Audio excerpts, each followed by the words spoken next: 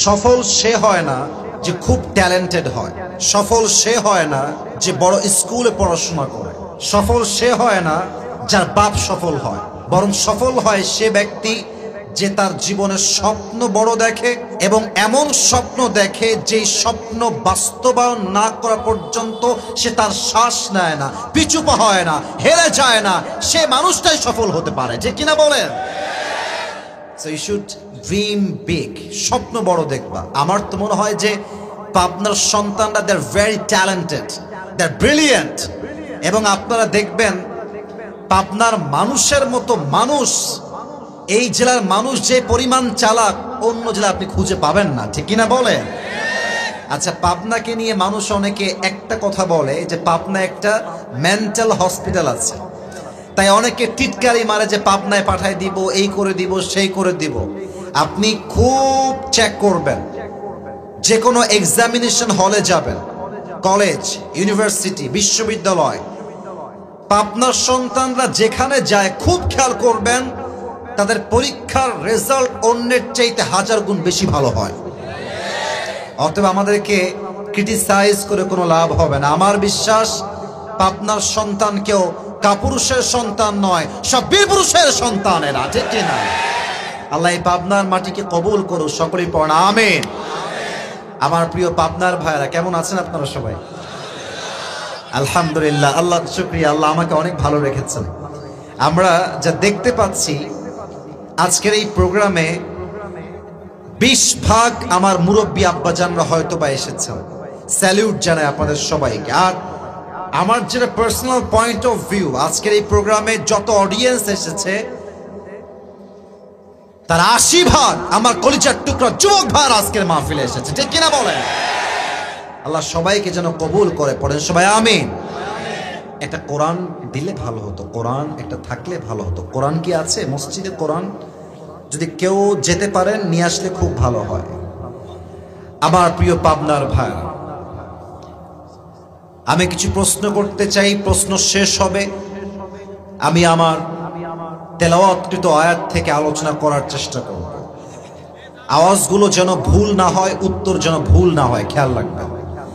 বলেন তো, আমাদের সকলের বাসা দুনিয়াতে আসার পূর্বে অ্যাজ এ মুসলিম, মুসলমান হিসেবে জাহান্নামে ছিল না জান্নাতে ছিল? ভয় পান কেন আপনারা? আসতে কেন? জোরে বলবেন, জাহান্নামে না জান্নাতে? জান্নাতে ছিল। সেকেন্ড প্রশ্ন, বলেন তো সবাই, আমাদের আদি পিতা, প্রথম পুরুষ, প্রথম নবী নাম কি? আওয়াজটা আমি 100 পাই নাই, মেবি 50% হয়েছে। আর একবার জিজ্ঞেস করছি, the first man, the first prophet, প্রথম নবী, প্রথম মানুষ, প্রথম পুরুষ নাম কি? আদম আলাইহিস সালাতু ওয়াস সালাম। ওনার দ্বারাই মানুষের পৃথিবীতে আসার যে সূচনা, এটা শুরু হয়েছে। আল্লাহ যখন মানুষকে সৃষ্টি করলেন, মানুষ যেন পথ ভুলে না যায়, দিক হারিয়ে না ফেলে, পথভ্রষ্ট যেন না হয়ে যায়, এজন্য আল্লাহ বললেন তোমাদেরকে আমি পথ দেখায় দিব 2টা জিনিস দিয়ে। আমি বলবো 2টার নাম, এরপরে আপনারা বলবেন। এক হচ্ছে নবী, 2 হচ্ছে কিতাব। লেটস রিপিট উইথ মি, এবার আপনারা বলবেন।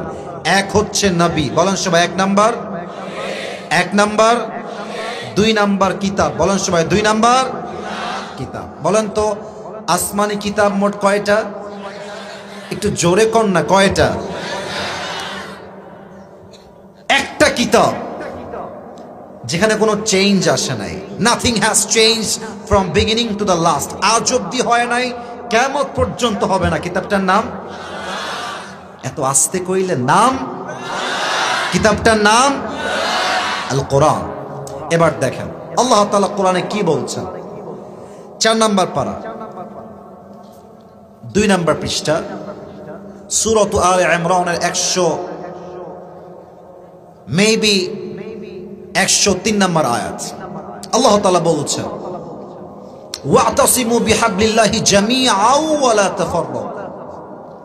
আচ্ছা বলেন তো, এই যে কিতাব, এটা হচ্ছে একটা বাংলা ভাষায় আমরা বলবো এটাকে বই, আরবিতে কিতাব, ইংরেজিতে বুক।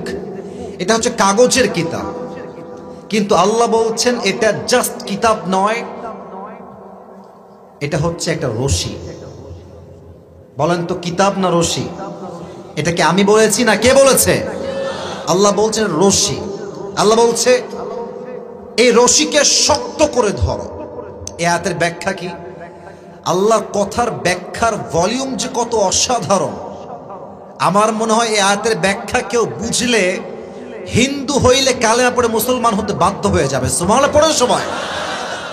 আচ্ছা, আপনারা যারা মুরব্বীরা এসেছেন, মুরব্বীরা যারা এসেছেন, এই এই এই কই যাও? বিয়ে হবে না কিন্তু, একদম বসো। এটা সাহস কিরে? কথা নাই বার্তা নাই, উঠে যায়। কেউ যদি উঠে যায় লুঙ্গির টান দিয়ে ধরে বসে দাঁড়ায় পাবনার ভাইয়ারা আমার, ঠিক কিনা বলে? দোয়া না করে আজকের মাহফিল কেউ ছাড়তে পারবে না। রাজি আছেন তো সবাই ইনশাআল্লাহ? আসছেন উনি আমাদের বিশেষ অতিথি জনাব AKM হাবিবুল ইসলাম, অফিসার ইনচার্জ, আতাইকুলা থানা, পাবনা। স্যার কি আসছেন? ও স্যার এখানে, মাশাআল্লাহ। স্যার বসেন। আল্লাহ তাআলা স্যারকে নেক হায়াত দান করুন। পড়েন সবাই আমিন। স্যার অনেক মনোযোগী হয়ে ওয়াজ শুনছেন।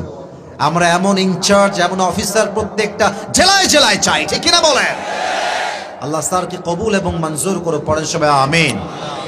আচ্ছা বলেন তো, এখন তো পানি বের করার জন্য ট্যাপ আছে, চাপকল আছে। মুরব্বীরা, আব্বাজান, আগে তো চাপকল ট্যাপ কিছুই ছিল না। পানির জন্য কি থেকে পানি তুলতাম? হ্যাঁ, কুয়ার থেকে পানি তুলতাম। আচ্ছা খুব খেয়াল করবেন, কুয়ার থেকে পানি তুলতে গেলে দুইটা জিনিস মাস্ট লাগবে। এক হচ্ছে রশি, আর এক হচ্ছে, এই তো কথা বললে না ওয়াজ করা যায়, সুন্দর হচ্ছে। এক হচ্ছে রশি, আর এক হচ্ছে আচ্ছা বালতি। খুব ভালো করে খেয়াল করবেন। আমি আসিফ হুজুর পাবনার আতাইকুলাতে এবার প্রথম আসছি। আতাইকুলাতে আমি কখনো এর আগে আসি না। This is my first time here. আমি এখানে এসে, এটা 2001 সাল চলছে, ফর অ্যান এক্সাম্পল, উদাহরণ হিসেবে, কুয়ার থেকে পানি তুলতে গিয়ে পা পিছলায় কুয়ায় পড়ে গেছে। এবার পাবনার যুবকদের, মুরব্বীদের মেধা চেক করতে চাই, মেধাকে যাচ করতে চাই। আসিফ হুজুরকে কুয়ার থেকে তোলার জন্য আপনি কি খাম্বা আনবেন, বাঁশ আনবেন, না রশি আনবেন? রশি আনবেন। রশি জাস্ট আনলেই হবে না, রশির মধ্যে দুটো শর্ত লাগবে। কি শর্ত? এক, যে রশি আপনি আনবেন, এই রশিটা পচা পাটের রশি হলে চলবে না। যদি পচা পাটের রশি হয় কি হবে? আমি টান দিব, আপনি টান দিবেন, মাঝখানে ছিঁড়ে আমার দাঁত মাছ সব ভেঙে যাবে। পচা পাটের রশি হলে চলবে না, 1 নাম্বার শর্ত। 2 নাম্বার, এটাই রশি মনে করেন, রশির গোড়ায় যার হাত থাকবে, মূল গোড়ায় তার হাত, it has to be strong, very powerful and energetic. হাত যদি শিথিল হয়ে যায় কি হবে? আমি যখন টান দিব তার হাতটা হালকা শিথিল হবে, দড়িটা ছিঁড়ে যাবে, আমি উল্টায় ভেঙ্গে পড়ে থাকব। কথা ভুল বললাম না ঠিক বললাম? হাতও মজবুত হওয়া লাগবে, রশিও মজবুত হওয়া লাগবে। এবার বোঝেন, দেখি তো মনে আছে কিনা, আমাদের বাসা কি জাহান্নামে ছিল না জান্নাতে? এখন কি আমরা জান্নাতে আছি না দুনিয়াতে আছি? এটা ক্লিয়ার হওয়া লাগবে, কথা বলতে হবে। এখন কি আমরা জান্নাতে আছি না দুনিয়াতে আছি? এই দুনিয়াটা হচ্ছে, this world is just like a big tunnel. এই পুরো দুনিয়াটাই হচ্ছে একটা বিশাল বড় কুয়ার মতো। আমাদের বাসা ছিল জান্নাতে, পড়ে গিয়েছি কুয়াতে। আল্লাহ বললেন, বান্দা তোকে এই কুয়ার থেকে তোলার জন্য আমি আল্লাহ তাআলা একটা রশি ফেললাম। রশির নাম হলো আল কোরআন। এবার বলেন, আল কোরআনের মতো শক্তিশালী রশি পৃথিবীতে সেকেন্ড আর কোন রশি হতে পারে? আর এই রশির গোড়ায় আছে আমার আল্লাহর হাত। এবার বলেন তো, আল্লাহর হাতের মতো কুদরতি, হাতের মতো শক্তিশালী হাত আর কারো হাত কি হতে পারে? নেতার হতে পারে, মন্ত্রীর হতে পারে, পুলিশের হতে পারে, র্যাবের হতে পারে। সবচেয়ে শক্তিশালী হাত এক সত্তার। বলেন সবাই, তিনি কে? আল্লাহ বলছে, বান্দা আমি জান্নাত থেকে রশি ফেললাম দুনিয়া নামের কুয়াতে। রশিকে শক্ত করে ধরো, তবে জামিআ, একটা শব্দ ইয়াতে আছে জামিআ, অল টুগেদার, সবাই মিলে। তার মানে আমার প্রথম পরিচয় আহলে হাদিস নয়, আমার প্রথম পরিচয় জামাত ইসলাম নয়, আমার প্রথম পরিচয় কওমিয়া নয়, আমার প্রথম পরিচয় আলিয়া নয়, আমার প্রথম পরিচয় বিএনপি নয়, আমার প্রথম পরিচয় আওয়ামী লীগ নয়, আমার প্রথম পরিচয় চরমোনায় নয়, আমার প্রথম পরিচয় আমি একজন মুসলমান ঘরের সন্তান। আপনাদের মনে আছে কিনা 12 এপ্রিলের কথা, শনিবার ঢাকার বুকে এক বিশাল ইতিহাস তৈরি হয়েছে। দলমত নাই, আজহারী সাহেব বলেন, বিএনপি বলেন, কওমি বলেন, চরমোনায় বলেন, সবাই এক কাতারে দাঁড়িয়ে ফিলিস্তিনের মুসলমানদের পক্ষে অবস্থান নিয়েছে। আমি এখান থেকে সূত্র ধরে বলতে চাই, আগামীর বাংলাদেশ, ইসলামের বাংলাদেশ গড়তে হলে দলমত দিয়ে নয়, ঐক্যতার দুয়ার খুলে ঐক্যবদ্ধ হয়ে কাজ করতে হবে আপনার ভাইরা, ঠিক কিনা বলেন? এবং সর্বশেষ কথা বলেই আমি আমার ভূমিকার কথা ইতি টানতে চাই। আপনারা জানেন যে আমাদের এই দেশটা দীর্ঘ লম্বা সময় নারীর শাসন চলেছে, নারীর শাসন।